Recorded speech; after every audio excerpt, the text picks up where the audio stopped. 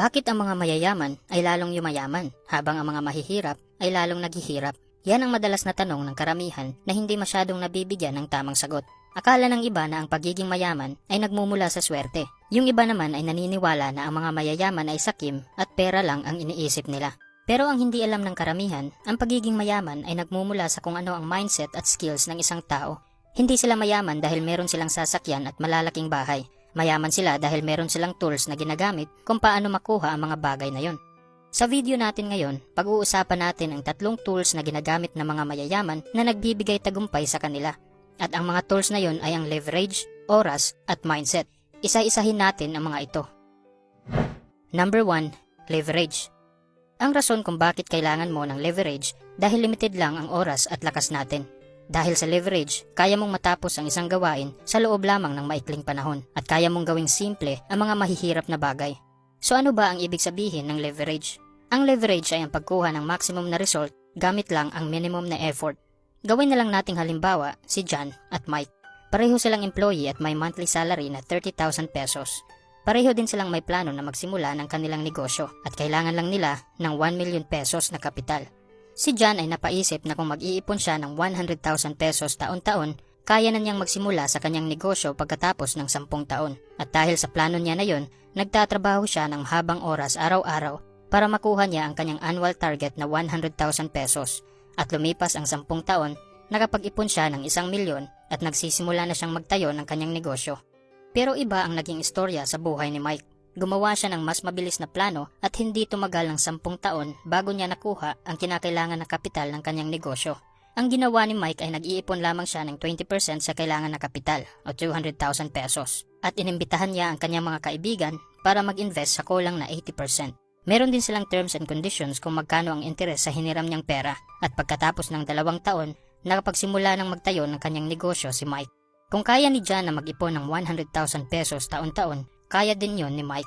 Pero nakuha lamang ni Mike ang kanyang goal sa loob lamang ng 2 taon dahil gumamit siya ng leverage, habang si John ay umaasa lamang sa sariling sikap.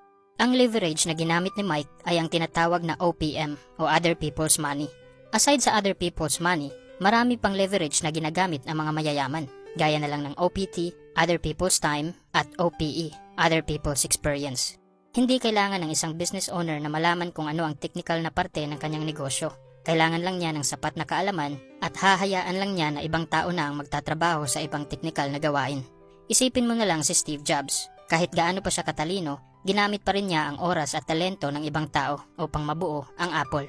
Ganon din si Jeff Bezos ng Amazon, Bill Gates ng Microsoft at Sam Walton ng Walmart na meron ng 2.2 milyon na empleyado ngayon.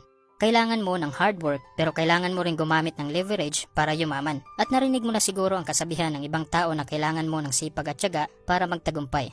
Pero gusto ko lang malaman mo na magkaiba ang ibig sabihin ng salitang sipag at tiyaga ng mga mayayaman at mahihirap.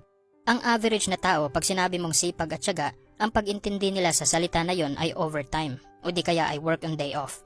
Meron pa silang motto na kung kailangan mong kumita ng ekstrang pera, kailangan mo ring magtrabaho ng ekstrang oras. Naniniwala sila na ang pera ay nanggagaling sa oras ng kanilang pagtatrabaho. Habang ang mga mayayaman naman, ang pag-intindi nila sa salitang sipag at tiyaga ay ang pag-hire ng ibang tao para dumoble ang sales ng kumpanya o di kaya ay ang pag-imbita ng ibang investor na mag-invest sa kanilang negosyo.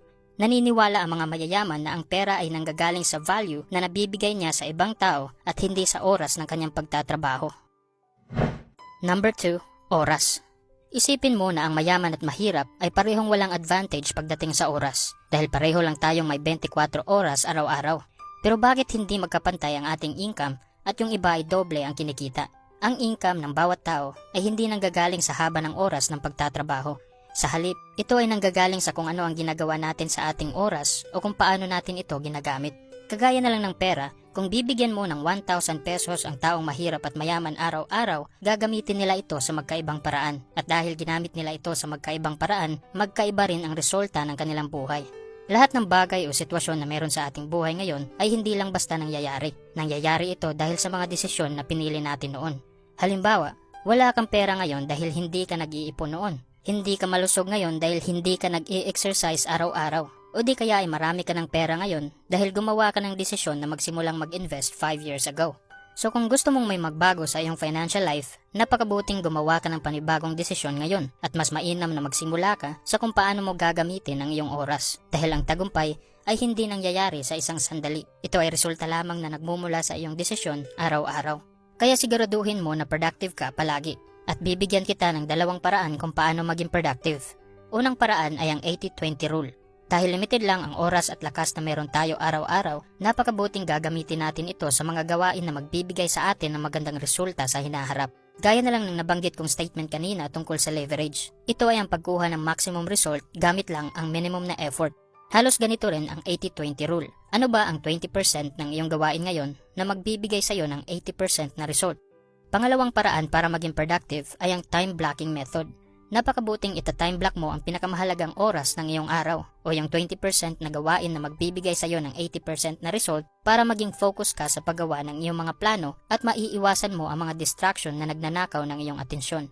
Tandaan mo ito palagi, ang oras natin ay mas mahalaga pa kumpara sa pera dahil yan lang ang nag-iisang resources na meron tayo. Kaya mong gumastos ng pera ngayon at kitain itong muli bukas. Pero hindi ganun sa oras, hindi mo na kaya pang ibalik ang sandali na lumipas na. Kaya gamitin mo ng maayos ang oras na meron sa iyo ngayon. Number 3, mindset. Paano mo ba malalaman kung mahirap at mayaman ang isang tao? Dahil ba sa kanilang sasakyan? What if hindi sa kanila yon? Dahil ba malaki ang kanilang bahay? Paano kung utang lang yon at 30 years pa nila itong babayaran? Hindi mo malalaman kung mahirap o mayaman ang isang tao base sa kung ano ang iyong nakikita. Malalaman mo lang ito sa kung ano ang iyong naririnig. Ano ba ang salita na maririnig mo sa mga mahihirap at mayayaman?